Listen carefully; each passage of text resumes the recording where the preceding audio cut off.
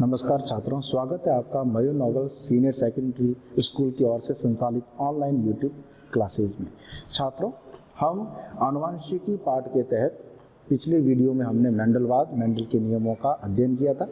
तो हमने दो मेंडल के प्रमुख नियमों को पढ़ा था। पहला नियम था प्रभाविता का नियम और दूसरा नियम था पृथक्करण का नियम। प्रभाविता का नियम, यह नियम कहता है कि जो लक्षण F1 पीढ़ी में प्रथम पीढ़ी में प्रकट होता है उस लक्षण को हम प्रभावी लक्षण कहते हैं, और जो लक्षण F1 पीढ़ी में अभिव्यक्त नहीं हो पाता, प्रकट नहीं हो पाता, उस लक्षण को हम अप्रभावी लक्षण कहते हैं तथा इस नियम को हम प्रभाविता का नियम कहते हैं। दूसरा हमने नियम पढ़ा था पृथक्करण का नियम। पृथक्करण का नियम यह कहता है कि जो F1 पीढ़ी के जो पौधे प्राप्त होते हैं वो सारे के सारे पौधे विषम युग्मजी लंबे पौधे होते हैं। तो विषम युग्मजी लंबे पादपों में जब युग्म का निर्माण होता है तो प्रत्येक युग्म विकल्पी एक दूसरे से पृथक हो जाते हैं और पृथक होकर अलग अलग युग्मकों में पहुंच जाते हैं, जिसे हमने पृथक्करण का नियम कहा था। आज हम उससे आगे की ओर देखते हैं। तो मेंडलवाद के अंदर आज हम सबसे पहले देखेंगे वो है संकर पूर्वज संकरण। संकर पूर्वज संकरण, संकर पूर्वज संकरण या जिसे हम पच्च संकरण भी कहते हैं।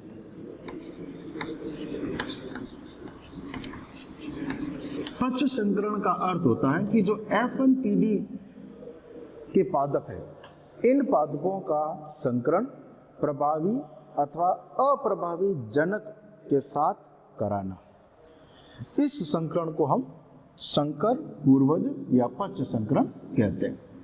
तो F1 पीढ़ी के पादपों का संकरण प्रभावी जनक,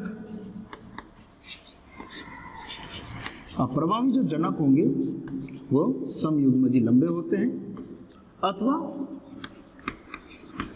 अप्रभावी जनक, अप्रभावी जनक, और अप्रभावी जो जनक होंगे वे होंगे समयुग्मजी बोने। अप्रभावी जनक पादपों से कराना,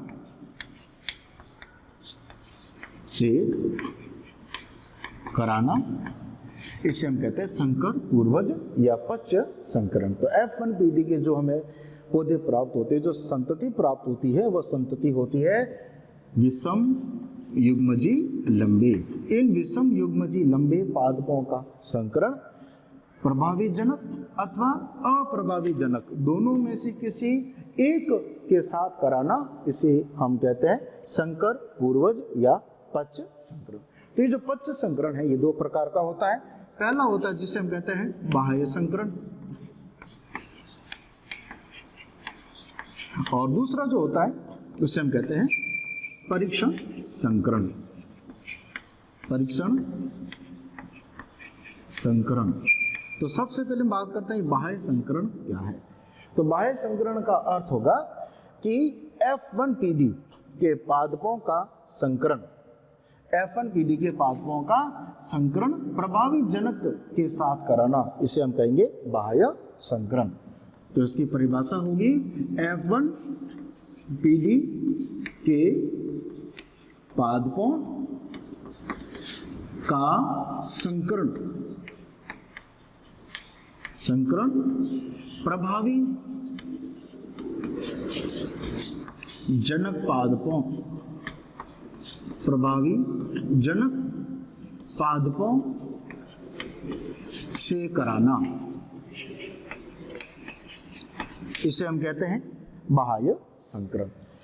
F1 पीढ़ी के पादपों का संकरण हम प्रभावी जनक पादपों के साथ कराते हैं तो हम उसे कहते हैं बाह्य संकरण। और इसी प्रकार से परीक्षण संकरण का अर्थ होगा कि F1 पीढ़ी के पादपों का संकरण हम अप्रभावी जनक पादपों के साथ कराते हैं।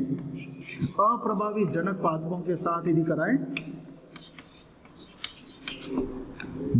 अप्रभावी जनक पादपों से यदि हम इसका संकरण कराते हैं तो हम इसे कहते हैं परीक्षण संकरण। तो संकर पूर्वज संकरण दो प्रकार का होता है, बाह्य संकरण और परीक्षण संकरण। बाह्य संकरण में F1PD के पादपों का संकरण प्रभावी जनक पादपों के साथ कराया जाता है। तो इसका संकरण किस प्रकार से होगा उसको हम एक चार्ट के द्वारा समझते हैं। सबसे पहले बाह्य संकरण, एक तरफ हम देखेंगे बाह्य संकरण। तो बाह्य संकरण का अर्थ हमने अभी देखा कि F1PD के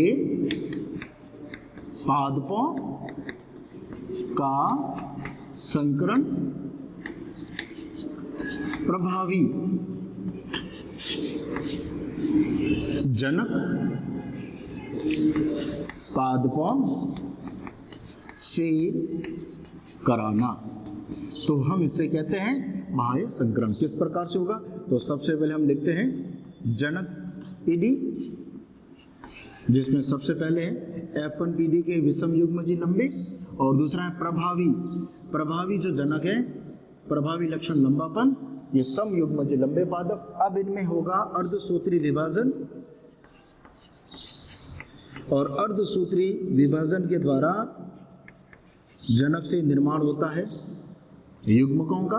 तो यहाँ पर जो ये युग्म विकल्पी बनेंगे, जो युग्मक बनेंगे वह युग्मक दो होंगे, कैपिटल टी और स्मॉल टी। प्रत्येक युग्मक में अलग अलग युग्म विकल्पी पाया जाएगा। इसी प्रकार यहाँ जो निर्माण होगा युग्मकों का, वो सभी युग्मक एक समान बनेंगे। अब हम इसका कराते हैं निषेचन। प्रत्येक युग्मक को हम आपस में एक दूसरे से जोड़ते हैं। तो हम इसको चार्ट के द्वारा इसमें जोड़े। एक तरफ हम लिखते हैं नर पादप और एक तरफ हम लिखें मादा पादप। नर पादप है जैसे विषम युग्मजीय लंबे और मादा पादप है सम युग्मजीय लंबे। तो इसको हम आपस में मिलाते हैं। तो दोनों टी बड़े, कैपिटल टी और कैपिटल टी। तो जो संतति उत्पन्न होगी उस संतति में सम युग्मजीय लंबे पादप होंगे। इसी तरह से इस कैपिटल टी को हम इस स्मॉल टी के साथ मिलाते हैं। तो जो संतति उत्पन्न होगी वह होगी विषम युग्मजीय लंबे। इस कैपिटल को हम इस कैपिटल के साथ मिलाते हैं तो ये होगा सम युग्मजीय लंबे। कैपिटल टी को हम इस स्मॉल टी के साथ मिलाएं तो यहाँ पर होगी विषम युग्मजीय लंबे। तो यहाँ जो हमें पीडी प्राप्त होगी, जो संतति प्राप्त होगी, उसका हम लक्षण अनुपात देखें। तो यहाँ लक्षण अनुपात देखने पर पता चलता है कि सभी पादप हमें लंबे दिखाई देते हैं। तो सभी पादप लंबे होंगे। 100% लंबे पादप हमें यहाँ पर प्राप्त होंगे, लंबे पादप प्राप्त। अब हम देखते हैं इसका जीन अनुपात। जीन अनुपात, जीन अनुपात अर्थात इसकी आनुवंशिकी रचना के आधार पर इसका अनुपात क्या होगा? तो शुद्ध लंबे पादप अर्थात सम युग्मजीय लंबे, सम युग्मजीय लंबे पादप, सम युग्मजीय लंबे, और दूसरा होगा विषम युग्मजीय लंबे, विषम युग्मजीय लंबे। तो सम युग्मजीय लंबे जो हैं, 4 में से 2 पादप हम देख सकते हैं, ये दोनों सम युग्मजीय लंबे हैं। तो सम युग्मजीय लंबे का अनुपात है 50% और विषम युग्मजीय लंबे का जो अनुपात है वो है 50%, या इसको हम कह सकते हैं 2:2 या 1:1 हम उसको कह सकते हैं। तो इस प्रकार से बाह्य संकरण में जो लक्षण प्रारूप हमें प्राप्त होता है वह सभी पौधे 100% लंबे प्राप्त होते हैं, लेकिन जो इसका जीन अनुपात हमें प्राप्त होता है, आनुवंशिक रचना प्राप्त होती है, उसमें विषम युग्मजीय जो लंबे हैं वो 50% होंगे और सम युग्मजीय जो लंबे पादप हमें प्राप्त होते हैं वह 50% प्राप्त होते हैं। तो यह कहलाता है बाह्य संकरण। तो बाह्य संकरण में F1PD के पादपों का संकरण प्रभावी जनक पादपों के साथ कराया जाता है। तो हम इसे कहते हैं बाह्य संकरण। तो बाह्य संकरण के बाद दूसरा संकरण है जिसे हम कहते हैं परीक्षण संकरण।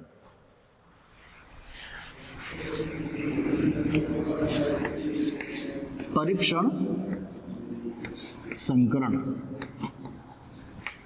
परीक्षण संकरण का अर्थ होगा कि F1PD की जो हमें संतति प्राप्त हुई है, इस संतति का हम आगे प्रयोग, आगे जो संकरण है वह अप्रभावी जनक पादपों से कराए, तो उसे हम कहते हैं परीक्षण संकरण। तो F1PD के पादपों का संकरण अप्रभावी जनक पादपों से कराना, तो हम इसे कहते हैं परीक्षण संकरण। तो परीक्षण संकरण का लक्षण और जीन अनुपात हमें किस प्रकार से प्राप्त होगा, तो आइए हम इसको समझते हैं कि परीक्षण संकरण का लक्षण और जीन अनुपात क्या होगा। तो सबसे पहले हम लिखते हैं जनक पादप। तो सबसे पहले हम लिखेंगे सम युग्मजी, या हम कह सकते हैं पहले विषम युग्मजी लंबे जो है F1PD से प्राप्त संतति। दूसरा हम लिखेंगे सम युग्मजी बोने, सम युग्मजी बोने जो है अप्रभावी जनक, अप्रभावी जनक। अब इसको हम लिखेंगे इस प्रकार से, दोनों टी समान। अब इनमें होगा अर्धसूत्री विभाजन। अर्धसूत्री विभाजन से युग्मकों का निर्माण होगा। प्रत्येक युग्मक में एक युग्म विकल्पी उपस्थित होगा। तो यहाँ पर इस प्रकार से निर्माण होगा युग्मक का। तो यहाँ पर युग्मक हमें दो प्रकार के दिखाई देंगे। युग्मक, यहाँ जो युग्मक बनेंगे सम युग्मजी में, वो दोनों प्रकार के युग्मक एक समान होंगे, दोनों टी समान होंगे। अब हम क्या करते हैं, युग्मकों का आपस में संलयन, आपस में हम इसको जोड़ते हैं। तो हम यहाँ पर कराते हैं निषेचन। तो निषेचन में हम देखें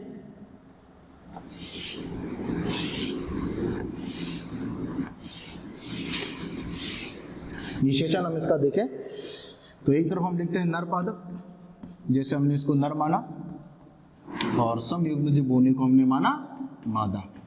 नर पादप, और इधर है मादा पादप।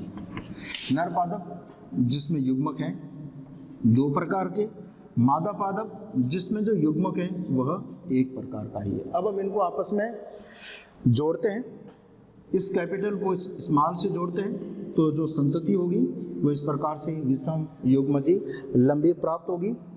इस स्मॉल टी को इस स्मॉल टी से जोड़ते हैं तो जो संतति होगी इसमें दोनों युग्म विकल्प एक समान होंगे, शुद्ध होगी, तो ये सम युग्मजी बोने।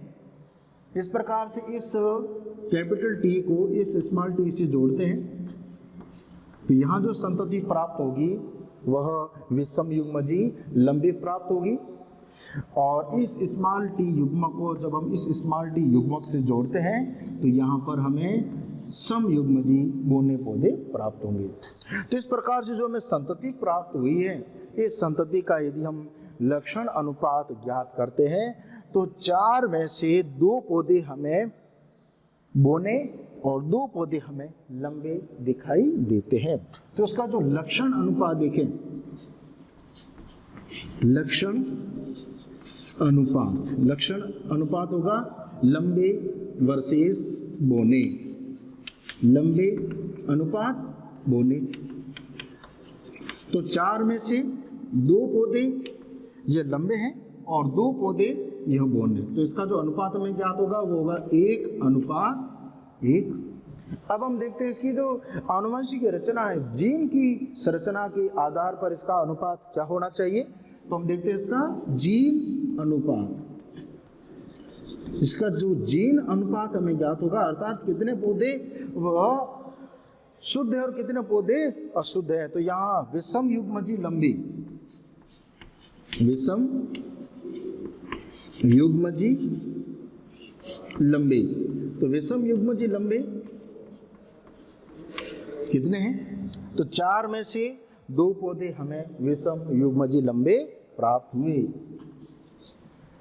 और इसके अवशेष में कौन है? सम युग्मजी, सम युग्मजी